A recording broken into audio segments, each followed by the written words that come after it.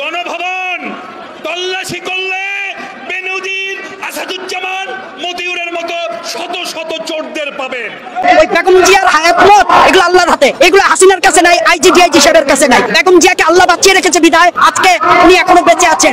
আমরা অন্য কিছু চিন্তা করতে পারি না। বেগম জিয়াকে আমরা ইনশাআল্লাহ মুক্ত করে আনবো। আমরা 15 বছরে এক মুহূর্তের জন্য হতাশ নই। সন্তান সেটা হচ্ছে বাংলাদেশের অবৈধ ফ্যাসিস্ট শেখ হাসিনার গভর্নমেন্টেরই একজন এমপি, সময়ের আলোচিত ব্যারিস্টার সুমন সাহেব। আপনারা তাকে অবশ্যই কম বেশি সবাই চেনেন, বিভিন্ন সময় তার লাইভ দেখেছেন বা বিভিন্ন কারণে তিনি আলোচিত সমালোচিত।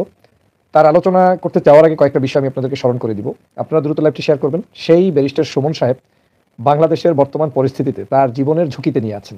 তিনি বলছেন তাকে একটা গ্রুপ, সংঘবদ্ধ গ্রুপ তাকে হত্যার উদ্দেশ্যে তার পিছনে লেগেছে এবং তাকে থানা থেকে ইনফর্ম করা হয়েছে, অফিসিয়ালি তাকে পুলিশ জানিয়েছে যে তার জীবন ঝুঁকির মধ্যে এবং তাকে যে কেউ যে কোনো সময় হত্যা করতে পারে। এক ধরনের টার্গেট কিলিং নিয়ে তাকে নেমেছে মাঠে। বাংলাদেশের প্রধানমন্ত্রী শেখ হাসিনা অসহায়।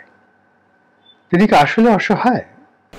আওয়ামী লীগের একজন এমপি আনার, তিনি কিন্তু কলকাতায় গিয়ে বা ভারতে গিয়ে টুকরো টুকরো হয়েছিল। এই ইতিহাসটা আমাদের সকলেরই জানা। তাহলে কি ব্যারিস্টার সুমনেরও একই পরিস্থিতি হতে চলেছে? ইতিমধ্যে কিন্তু আপনারা জেনে গিয়েছেন যে ব্যারিস্টার সুমন কিন্তু একটা সংখ্যায় আছে এবং প্রধানমন্ত্রী শেখ হাসিনার কাছে, আপনারা পাশে একটু দেখুন, প্রধানমন্ত্রী শেখ হাসিনার কাছে কিন্তু তার মৃত্যু সংখ্যার বিষয়টি নিয়ে কিন্তু বিস্তারিত খুলে বলেছেন। অর্থাৎ তাকে মৃত্যুর হুমকি দেওয়া হচ্ছে, তাকে মেরে ফেলার হুমকি দেওয়া হচ্ছে, সব কিছু প্রধানমন্ত্রী শেখ হাসিনার কাছে তিনি বলেছেন এবং তার কাছ থেকে সাহায্য চেয়েছেন। অবশেষে প্রধানমন্ত্রী শেখ হাসিনা ও ব্যারিস্টার সুমনের কথাগুলো মনোযোগ সহকারে শুনেছেন, আপনারা পাশেই দেখলেন। তো যাই হোক প্রিয় দর্শক, মূলত আজকে কয়েকটি ভিডিও নিয়ে আপনাদের সম্মুখে হাজির হওয়া। এই ব্যারিস্টার সুমনের বিষয়টি নিয়ে অবশেষে মুখ খুলেছেন ডক্টর ফয়জুল হক এবং প্রধানমন্ত্রী শেখ হাসিনা নাকি বর্তমানে খুবই অসহায় অবস্থায় আছে, তিনি কুল কিনারা হারাচ্ছেন, এরকমই একটা কথা বলেছেন গোলাম মাওলা রনি। এবং কি প্রধানমন্ত্রী শেখ হাসিনাকে উদ্দেশ্য করে বিএনপির একজন নেতাকর্মী কঠিন হুঁশিয়ারি দিয়েছেন এবং বিএনপির আরও একজন বয়স্ক মহিলা প্রধানমন্ত্রী শেখ হাসিনাকে উদ্দেশ্য করে কথাটি বলেছেন যে খালেদা জিয়ার হায়াত মৌত আল্লাহর হাতে, শেখ হাসিনার হাতে নয়। তো যাই হোক প্রিয় দর্শক, শিরোনামগুলো আপনাদেরকে জানিয়ে দিলাম। তো এবার আপনাদেরকে বিস্তারিত ভিডিওগুলো চলুন দেখিয়ে নিয়ে আসি।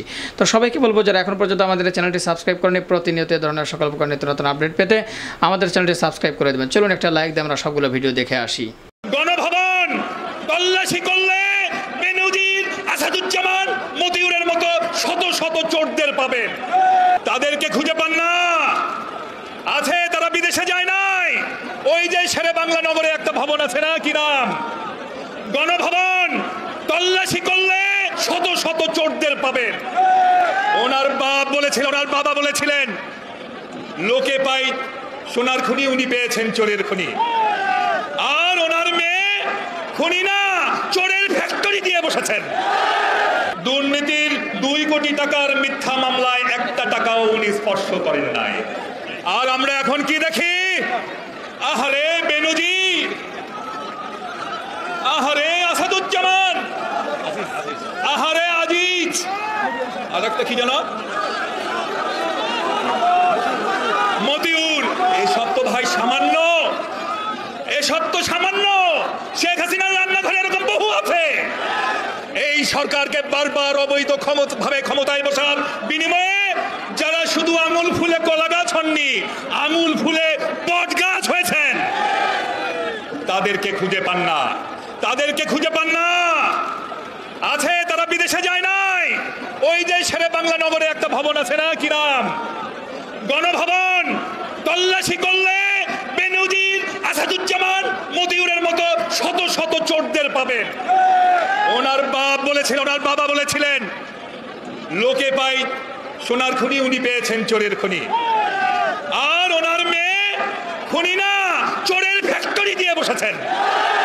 ভাইরা আমার, ওনারা ধরা পড়ে না অন্যায়ভাবে আমাদের নেত্রীকে কারাগারে রেখেছেন বছরের পর বছর। জনগণের জন্য যিনি ঘর ছেড়েছিলেন, রাজপথে বছরের পর বছর লড়াই করে, সংগ্রাম করে নিজেকে জীবন্ত কিংবদন্তিতে পরিণত করেছেন, তাকে আমরা কাছ থেকে দেখেছি। তার নাম কি? বেগম খালেদা জিয়া। বিশ্বের সকল পলিটিশিয়ানের বায়োগ্রাফি যদি আপনি যাচাই করেন, এমন নেতা এবং নেত্রী খুব একটা পাবেন না যিনি কাঁদলে সারা দেশ কাঁদে, যিনি হাসলে সারা জাতি হাসে। বেগম জিয়ার হায়াত মত এগুলো সাহেবের কাছে নাই। বেগম জিয়াকে আল্লাহ বাঁচিয়ে রেখেছে বিধায় আজকে উনি এখনো বেঁচে আছেন। আমরা অন্য কিছু চিন্তা করতে পারি না। বেগম জিয়াকে আমরা ইনশাল্লাহ মুক্ত করে আনবো। আমরা 15 বছরে এক মুহূর্তের জন্য হতাশ নই। সন্তান সমতুল্য ছেলেরা জেলে যাচ্ছে, গুলি খেয়ে মারা যাচ্ছে, গুম হচ্ছে, তারপরও আমরা আন্দোলন থেকে পিছিয়ে নাই। আমার রাইট আছে, আমি আন্দোলন করব। আমার একটা দল, আমি দল করি, আজকে কর্মসূচি দিয়েছেন, আমি সেখানে অংশগ্রহণ করব। কেন এত বাধা, কিসের এত ভয়? এটা আমার দেশ, এই দেশের নাগরিক আপনি, আমি বেঁচে থাকবো না, আপনি আমার সন্তান, আপনি বেঁচে থাকবেন, আপনার জেনারেশন এই দেশের বড় হবে, বসবাস করবে। কেন ভারত আমার দেশে রেল নিয়ে ঢুকবে কেন?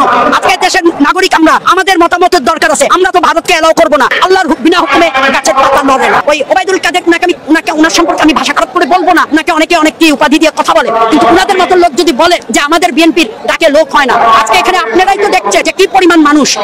আর আমরা বিএনপি একটা কর্মসূচি ডাক দিলে আমরা স্রোতের মতন জনগণ আসে, কে কোথায় দিয়ে আসে আমরা নিজেরাও জানি না। জার্নালিস্টদের বলা হয় জাতির বিবেক, আপনি নিজেও বুঝেন। আমরা কেন, নট অনলি আমরা কেন, আমরা বেগম জিয়ার মুক্তির দাবিতে আজকে এখানে একত্রিত হয়েছি, এবং বেগম জিয়ার মুক্তির বাইরে আমরা অন্য কিছু চিন্তা করতে পারি না। বেগম জিয়াকে আমরা ইনশাল্লাহ মুক্ত করে আনবো। এই আজকের সমাবেশ দিয়েই না, আমরা আরো বড় সমাবেশে যাব। বেগম জিয়াকে মুক্ত করার জন্য আমাদের যত বড় সংগ্রামে করা লাগে না কেন, আমরা সকল সংগ্রামের জন্য আমরা প্রস্তুত। আমরা দুর্বল নই, আমরা হতাশ নই। অতীতে আমাদের আন্দোলন সংগ্রাম আপনারা দেখে আসছেন দীর্ঘদিন থেকে। আমরা 15 বছরে এক মুহূর্তের জন্য হতাশ নই। আমাদের সন্তান সমতুল্য ছেলেরা জেলে যাচ্ছে, গুলি খেয়ে মারা যাচ্ছে, গুম হচ্ছে, তারপরও আমরা আন্দোলন থেকে পিছিয়ে নাই। আমাদের দল যখন একটা কর্মসূচি দেয় তখন আওয়ামী লীগ অস্থির হয়ে উঠে। কেন? আওয়ামী লীগ অস্থির হয়ে উঠার কথা না। এই দেশে আমি, আপনি, আমরা জনগণ, আমার রাইট আছে, আমি আন্দোলন করব। আমার একটা দল, আমি দল করি, আজকে কর্মসূচি দিয়েছেন, আমি সেখানে অংশগ্রহণ করব। কেন এত বাধা, কিসের এত ভয়? আমরা কিন্তু হতাশ নই। আমি জানি না যে হয়তো আপনি আমার সন্তান সমতুল্য, আপনারা মনে করবেন না যে এরা আন্দোলন করতে কই কিছু হচ্ছে না। না, হবে, হবে, নিশ্চয়ই হবে। হায়াত মত, রিজিক দৌলত, এগুলো সব আল্লাহর হাতে। ওই বেগম জিয়ার হায়াত মত, এগুলো আল্লাহর হাতে। এগুলো হাসিনার কাছে নাই, আইজি সাহেবের কাছে নাই। বেগম জিয়াকে আল্লাহ বাঁচিয়ে রেখেছে বিধায় আজকে উনি এখনো বেঁচে আছেন। তারা তো আমাদের আন্দোলন সংগ্রামকে একটু ধাক্কাধাক্কি করার জন্যই করে, এবং তারা বুঝাইতে চায় তারাও মাঠে আছে, তারা বুঝাইতে চায় তারাও কম না। কিন্তু আসলে এই বুঝাবুঝি এখন জনগণের কাছে না। আমার বাংলাদেশের জনগণ শুধু না, সারা ওয়ার্ল্ড এখন বুঝে ফেলেছে আওয়ামী লীগের চরিত্র। আওয়ামী লীগ আর ক্ষমতায় থাকতে পারবে না, ধাক্কাধাক্কি করে আর কতক্ষণ থাকবে? রেল লাইন, এটা আমার দেশ, এই দেশের নাগরিক আপনি, আমি বেঁচে থাকবো না, আপনি আমার সন্তান, আপনি বেঁচে থাকবেন, আপনার জেনারেশন এই দেশের বড় হবে, বসবাস করবে। কেন ভারত আমার দেশে রেল নিয়ে ঢুকবে কেন? আজকে দেশের নাগরিক আমরা, আমাদের মতামতের দরকার আছে। আমরা তো ভারতকে এলাও করবো না। আমরা ভারতের অনেক কিছু বর্জন করেছি, যা আপনারা অবগত আছেন। আপনারা আন্দোলনের কথাই থাকেন, আন্দোলন আপনারা ইনশাল্লাহ আমরা আন্দোলন দেখাবো যে বেগম জিয়াকে আমাদের কিভাবে মুক্ত করে আনতে হয়, আমরা এটা দেখিয়ে দেবো। সেটা হচ্ছে বাংলাদেশের অবৈধ ফ্যাসিস্ট শেখ হাসিনার গভর্নমেন্টেরই একজন এমপি, সময়ের আলোচিত ব্যারিস্টার সুমন সাহেব। আপনারা তাকে অবশ্যই কম বেশি সবাই চেনেন, বিভিন্ন সময় তার লাইভ দেখেছেন বা বিভিন্ন কারণে তিনি আলোচিত সমালোচিত। তার আলোচনা করতে যাওয়ার আগে কয়েকটা বিষয় আমি আপনাদেরকে স্মরণ করে দিব, আপনারা দ্রুত লাইভটি শেয়ার করবেন। সেই ব্যারিস্টার সুমন সাহেব বাংলাদেশের বর্তমান পরিস্থিতিতে তার জীবনের ঝুঁকিতে নিয়ে আছেন। তিনি বলছেন তাকে একটা গ্রুপ, সংঘবদ্ধ গ্রুপ তাকে হত্যার উদ্দেশ্যে তার পিছনে লেগেছে, এবং তাকে থানা থেকে ইনফর্ম করা হয়েছে, অফিসিয়ালি তাকে পুলিশ জানিয়েছে যে তার জীবন ঝুঁকির মধ্যে, এবং তাকে যে কেউ যে কোনো সময় হত্যা করতে পারে। এক ধরনের টার্গেট কিলিং নিয়ে তাকে নেমেছে মাঠে। বাংলাদেশে মূলত স্বস্তিতে আছে কে? আমি এখানে কয়েকটি নেগেটিভ পজিটিভ সব বিষয়। প্রথমেই আমি এই সুমন সাহেবের উপরে যে এই ধরনের একটি মানুষের বা খারাপ দৃষ্টিতে খারাপ লোকের নজর পড়েছে বা তাকে হত্যা করতে চায়, তার তীব্র নিন্দা জানাই। সেটা আমার দলমতের ঊর্ধ্বেই। অ্যাজ এ হিউম্যান আমি অবশ্যই এটা তীব্র নিন্দা জানাই। এটা কোনোভাবে অ্যাকসেপ্টেবল না, কারণ একজন মানুষ সে যেই হোক, আমার আদর্শে না হোক, আমার ভিন্ন আদর্শের হোক, কারো মৃত্যু কামনা করা, কাউকে হত্যা করা, এটা আওয়ামী লীগের মতো আমরা করতে পারি না, আমরা এটা কোনোভাবে মেনে নিতে পারি না। আমি এর জন্য তীব্র নিন্দা জানাই। আমি যে বিষয়টা বলতে চাই, বাংলাদেশের, যদিও এটা নিয়ে আমি কথাও বলেছি, দু এক জায়গায় টকশোতেও বলেছি, এবং আমার ইউটিউবেও ভিডিও দেওয়া আছে, আপনারা এটা আজকের একটা অন্যতম একটি গুরুত্বপূর্ণ বিষয় বিধায় আমি আপনাদেরকে বুঝিয়ে বলতে চাই। বাংলাদেশে একটু হিসাব করে দেখেন তো, নিরাপদে আছে কে? একজন সংসদ সদস্য বাংলাদেশ থেকে আনার এমপি গত কয়েকদিনে কোথায় গিয়েছে? ভারতে গিয়েছিল। তার চোরাকারবারি হোক, ধর্ষণ হোক, হত্যা হোক, যে কোনো ধরনের অপকর্মের সাথে তিনি সম্পৃক্ত থাকুক, যা থাকুক, সেটা ভিন্ন হিসাব। কিন্তু সেই জায়গায় আনার সাহেব তো গিয়েছেন, কিন্তু নিরাপদে আসতে পারেননি। তাকে কেউ বলছেন খুন করছেন, কেউ বলছেন গুম করছেন, তার এখন একটা মাংসের টুকরাও খুঁজে পাওয়া যায় না। তাহলে সেই মানুষটা কোথায়? একজন সংসদ সদস্য আমাদের প্রতিবেশী দেশ, আমাদের বন্ধু দেশে গিয়ে নিরাপদে ফিরে আসতে পারে না, তার নিরাপত্তা নাই। ব্যারিস্টার সুমন সাহেব বলছেন যে তাকে কেউ না কেউ খুঁজছে তাকে শেষ করে দেওয়ার জন্য। এখন কিন্তু বিএনপি ক্ষমতায় নাই, জামাত ক্ষমতায় নাই, হেফাজত ক্ষমতায় নাই, ওনারাই ক্ষমতায়, ওনাদের লোকেরাই খুঁজছে, এবং উনি আবার অভিযোগ করছে যে আমার নিরাপত্তাহীনতায় ভুগছি। কিছু কিছু লোক হয়তো বসে আছে শুধুমাত্র আমার মৃত্যুর পরে মানে ওইটা নিয়ে অনুসন্ধান চালানোর জন্য। তার মানে তিনি কতটা ঝুঁকিতে আছেন, তিনি আত্মবিশ্বাসের অভাবেও আছেন যে তার দলের ক্ষমতাধর ব্যক্তিরাই হয়তো তাকে শেষ করে ফেলবে, সে নিজের জীবন নিয়ে শঙ্কিত। সুমন সাহেব, আপনাকে একটু প্রশ্ন করে রাখতে চাই, আপনার এই জায়গায় আমি কষ্টিত, আমি বেদনা বিধুর, আমি অবশ্যই আপনার এই আবেগটা আমি বুঝতে পারি, আপনার বিষয়ে আমি আলোচনা করব। তার আগে আপনাকে একটু একটা ওয়ার্নিং দিয়ে নিয়ে যেতে চাই। আপনি এই সংসদে দাঁড়িয়ে বেশি দিন না, দেমাগের সাথে মাত্র 3-3.5 মাস আগে যখন সংসদ শুরু হয়েছে জানুয়ারির দিকে আর কি, তো সেই সময় আপনার নিশ্চয়ই মনে আছে সংসদে উঠে একটা বক্তব্য দিয়েছেন। প্রথম বক্তব্যেই আপনি আপনার হিংস্রতা, আপনার মধ্যে লুকায়িত একটি মানুষের উপরে এতটা অমানবিক, এতটা পৈশাচিক হতে পারে সে রূপটা আপনি দেখিয়েছেন। এই সকল 300 সংসদ সদস্যদের মধ্যে অন্য কেউ দেখায়নি, আপনি দেখিয়েছেন। সবাই চোর, সবাই চুরি করে এসেছে, কিন্তু আপনি বলেছেন, কি বলেছেন? আপনি নাকি আপনার চেয়ারটা সেটিং এর আগে জিজ্ঞেস করেছেন যারা এই ম্যানেজমেন্টে আছে স্পিকারের মাধ্যমে, যে আপনার ওই সিটটাতে মতিউর রহমান নিজামী কিংবা গোলাম আজম কিংবা এই জামাতপন্থী যাদেরকে ফাঁসি দিয়েছেন, হ্যাঁ, আলী হাসান মুজাহিদ, এই জাতীয় মানুষরা বসে গিয়েছে কিনা। যদি বসে থাকে তাহলে ওই চেয়ারটায় আপনি বসবেন না। চিন্তা করেছেন কতটা আপনার ভিতরে কতটা অহংকার বোধ কাজ করছে? কতটা, শুধু অহংকার বোধ না, এটাকে একটা পৈশাচিকতা আপনি বলতে পারেন, যে ওই চেয়ারেই আমি বসবো না যেই চেয়ারে নিজামী সাইদি বসছে। বাংলাদেশের নিয়ম অনুযায়ী সাবেক মন্ত্রী সে যে দলের হোক, ওই নামের তালিকায় তার নামই থাকতে হবে। চেয়ার আপনি যে দলেরই হন, ওই চেয়ারে আপনি বসবেন, আগামী দিন ছাত্রলীগ বসবে, আরেকদিন আরেকজনে বসবে। স্কুল কলেজ ইউনিভার্সিটির নিয়ম তো এটাই, যে আপনি দল করলে তো আর চেয়ার পরিবর্তন হবে না। আর আপনি সংসদে এসে বলছেন ওই চেয়ারটা পরিবর্তন করে দিতে হবে, তারপরে আর এই চেয়ারে আপনি বসবেন। আমি খুব দুঃখ পেয়েছিলাম আপনার সেই বক্তব্যে, আমার হৃদয়টা খান খান হয়ে গিয়েছিল যে এমন কি অপরাধ সেই ব্যক্তিরা করেছে যেই ব্যক্তিদের চেয়ারেই আপনি সুমন ব্যারিস্টার সাহেব বসতে পারবেন না কেন? সাইদির ওখানে। তার মানে কত উচ্চ মানের দালাল আপনি, কতটা হাইব্রিড দালাল আপনি, কতটা এই যে কোটি টাকার গরু বিক্রি হচ্ছে এই মানের, হ্যাঁ, ইমরান সাহেবদের যে গরুর বাজার দেখেছি এই মানের হাই প্রোফাইলের দালাল আপনি, সেটা আমি সেদিন দেখেছি। যদিও আপনার শত শত ভালো গুণের আমি অবশ্যই প্রশংসা করতে আমার কোনো দ্বিধাবোধ নেই, আপনার ভালো কাজের আমি প্রশংসা করলে আমার কষ্ট লাগবে না, কিন্তু আপনার এই কাজটা নিজের জায়গায় একটু মেপে দেখেন। গত কয়েকদিন আগে আপনি বক্তব্য দিলেন বাংলাদেশের কোনো বিরোধী দলই নাই, বিরোধী দল যদি শেখ হাসিনা আপনাকে নির্দেশ দেয় আপনি বিরোধী দল হইতে পারেন। কয়দিন আগে এসেছেন রাজনীতিতে? মাত্র কয়দিন আগে আপনি প্রবেশ করেছেন। আপনি দেশনেত্রী বেগম খালেদা জিয়া, তারুণ্যের অহংকার তারেক রহমান, বিরোধী দলের জামাত শিবির হেফাজত অন্য যারা আছে সব বাদ, আপনাকে শেখ হাসিনা নির্দেশ দিবে আর আপনি হবেন বাংলাদেশের বিরোধী দলের নেতা হিসাবে সংসদে কথা বলতে চান। কেন? কারণ আপনি বিরোধী দল থেকে কথা শুনছেন না, সরকারকে যেভাবে চাপে ফালানো দরকার সেটা ফালাচ্ছে না। আপনার দৃষ্টিতে এর চাইতে মিথ্যাবাদী আর কি হতে পারে? আপনার চোখে কি যায় না যে বাংলাদেশের কোনো জায়গায় কোনো বিরোধী মতের মানুষকে সরকার দাঁড়াতে দেয় না? আপনি কি কখনো প্রতিবাদ করেছেন? এই যে গুলিগুলো হচ্ছে, হত্যাগুলো হচ্ছে, লিফলেট বিতরণ করতে গিয়ে গুলি হচ্ছে, মানুষ মারা হচ্ছে, 28 অক্টোবরের সমাবেশকে কেন্দ্র করে গুলি ছোড়া হচ্ছে, আওয়ামী লীগের একটা অসদাচরণ নিয়ে আপনি এত পাক্কা ইমানদার মনে করছেন? আপনি একটা প্রতিবাদ করেছেন কোথাও? একটা লাইভ করেছেন?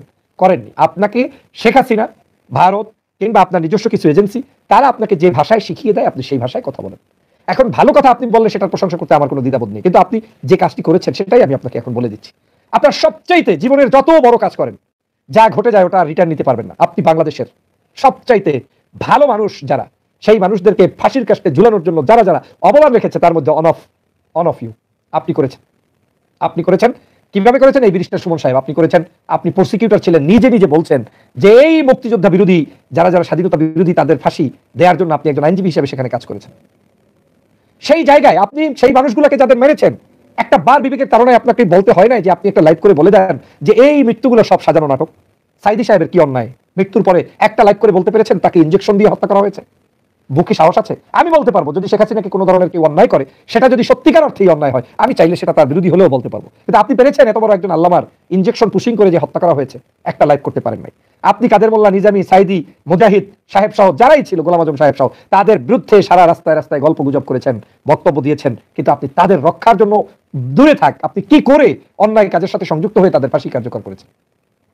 আবার এখন ফেভার নিতে চাচ্ছেন জনগণের কাছ থেকে। সে কারণেই আমি বলছি যে এগুলো আপনাদের সব নাটক, সিনেমা। আপনার দরদ হয় না? বাদ দিলাম মুক্তিযোদ্ধার চেতনা, মুক্তিযোদ্ধার ইতিহাস বাদ, আসেন নতুন প্রজন্মের ইতিহাস। আমান আল আজমি মীর কাসেম আলীর সন্তান, মীর আরমান, তারপরে আমান আল আজমি হচ্ছে গোলাম আজম সাহেবের সন্তান। কোথায় আজ পর্যন্ত গিয়েছে বাংলাদেশের বিচার বিভাগ? আছে।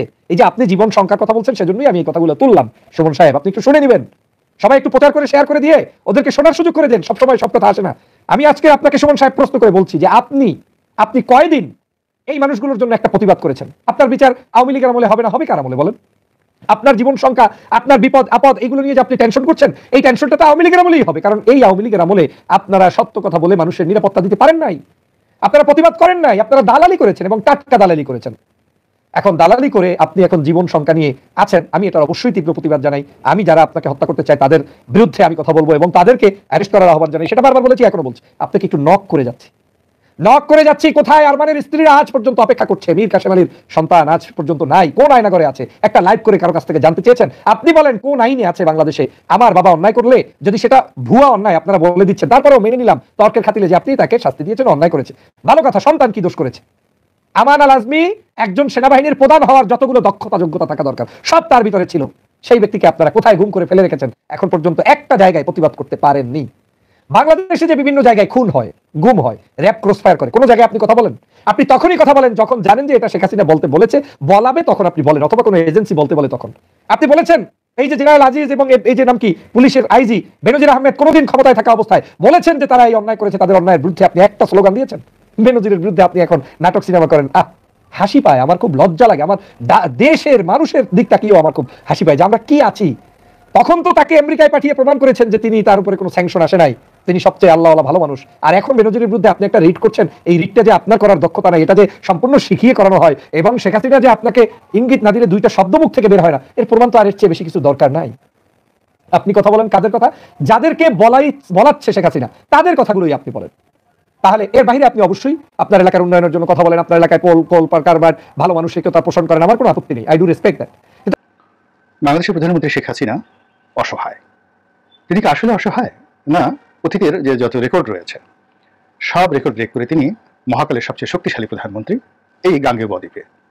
এটি সত্য নাকি তিনি সত্যিকার অর্থে অসহায়? এই বিষয়গুলো নিয়ে আলোচনা করব। আর আলোচনার সূত্রপাতটা আসলে আমার নিজের থেকে নয়। আমি কয়েকদিন আগে একটা টকশোতে ছিলাম, এটিএন নিউজে, এবং সেখানে আমার সঙ্গে সহ আলোচক ছিলেন জনাব শামসুদ্দিন চৌধুরী মানিক, বিচারপতি। তার যারা প্রতিপক্ষ তারা তাকে কালো মানিক হিসেবে ডাকেন, আর তার যারা পক্ষের লোক তারা সবাই তাকে সোনা মানিক হিসেবে ডাকেন, কলিজা মানিক হিসেবে ডাকেন। অর্থাৎ তিনি তাদের কাছে খুবই আপনজন। মানে তার যে ব্যক্তিত্ব, মানে তিনি আওয়ামী লীগ করেন, মুক্তিযুদ্ধের পক্ষে কথা বলেন, এখন এই কথা বলতে গিয়ে যতটা এক্সট্রিম হওয়া দরকার তিনি সেটা হন। এতে তার প্রতিপক্ষ কি মনে করলো না করলো এটা নিয়ে তিনি কখনো চিন্তা ভাবনা করেন না। আমি এই কয়েকবার তার সাথে চলাফেরা এই বৈশিষ্ট্যগুলো দেখলাম। 2 নম্বর হলো যে তিনি আওয়ামী লীগ করেন, শেখ হাসিনাকে ভালোবাসেন, শুভার্থী, এবং বিনিময়ে তিনি যতটুকু পেয়েছেন, বিচারপতি হয়েছেন, অনাগত তিনি কিছু পাওয়ার দরকার নেই, আওয়ামী লীগ করতে করতে তিনি মরে যাবেন, এইরকম একটা সাইকোলজিক্যাল, একটা মানসিক যে বৃত্ত, তার মনকে ঢেকে রাখার জন্য যে একটা যাকে বলা চাদর দরকার, সেই চাদরটি তিনি পরে সারাক্ষণ শুধু আওয়ামী লীগ ছাড়া, মুক্তিযুদ্ধ ছাড়া তিনি কোনো কিছু দেখেন না। তো যাই হোক, টেলিভিশন টকশোতে বিএনপির বেশিরভাগ লোক শামসুদ্দিন চৌধুরী মানিকের সঙ্গে যারা গিয়েছেন সবাই কম বেশি ঝগড়ায় জড়িয়েছেন। সেখানে বিশেষ করে আমাদের বিএনপির নেত্রী নীলুফার চৌধুরী মৌনি খুবই যাকে বলা হয় আক্রমণাত্মক ভাষায় বিচারপতি মানিককে সমালোচনা করেছেন, বকাঝকা করেছেন, গালাগাল দিয়েছেন। আর বিচারপতি মানিক যথেষ্ট বয়সী হওয়া সত্ত্বেও তিনিও নীলুফার চৌধুরী মৌনি তার কন্যার চেয়ে ছোট বয়সে তার সাথে পাল্লা দিয়ে তিনি ঝগড়া করেছেন। কিন্তু আল্লাহর অশেষ মেহেরবানি, আমি এরকম অনেক বিরূপ পরিস্থিতিতে পড়েছি। আসলে আমাকে কখনই ঝগড়াঝাটি কারোর সাথে করতে হয়নি। একমাত্র আওয়ামী লীগ নেতা আহমদ হোসেন, তো এটিএন নিউজের একটি অনুষ্ঠানে কেবলমাত্র তার সঙ্গে আমি একটু উদ্যত স্বরে, রাগত স্বরে কথা বলেছি, এবং ওই রাগত স্বরে কথা বলাটাও ছিল আমার একটা অভিনয়। এর কারণ হলো তিনি যেভাবে কথা বলছিলেন তাকে থামানো যাচ্ছিল না, এবং তিনি যে ভাষা ব্যবহার করছিলেন ও ভাষা আমি যদি মুখ বুঝে সহ্য করে আসি এটি আসলে আমার সঙ্গে মানায় না। তো যার জন্য তার মুখ বন্ধ করার জন্য বা তাকে ওই মুহূর্তে বোল্ড আউট করার জন্য যে ভাষার যে ছক্কা পিটানো, সেই ছক্কা পিটানোর জন্য যতটুকু শব্দ চয়ন দরকার সেটা আমি করেছিলাম। এবং এটা মানে একেবারে আমার যে কটা গত 1-1.5 বছরে ভাইরাল হয়েছে, 2-3টে ঘটনা ভাইরাল হয়েছে। এক হলো পিটার দি হাসকে নিয়ে আমি যে খুব হাসাহাসি করেছিলাম, খুব হেসেছিলাম, তাকে বাবা বলার মানে তাকে যে এখন আব্বা ডাকা হয়নি, এটাই তো মানে অনেকের জন্য সৌভাগ্যের বিষয়। তো যাই হোক, এই কথার মধ্যে যে শ্লেষ ছিল, যে তীর্যকতা ছিল, এই জিনিসগুলো অনেকে হয়তো লক্ষ্য করেছেন, আবার অনেকে করেনি, কিন্তু ওটা খুবই ভাইরাল হয়েছিল। আর একটা টকশো ভাইরাল হয়েছিল, সেটা হলো সাবেক যে তথ্য প্রতিমন্ত্রী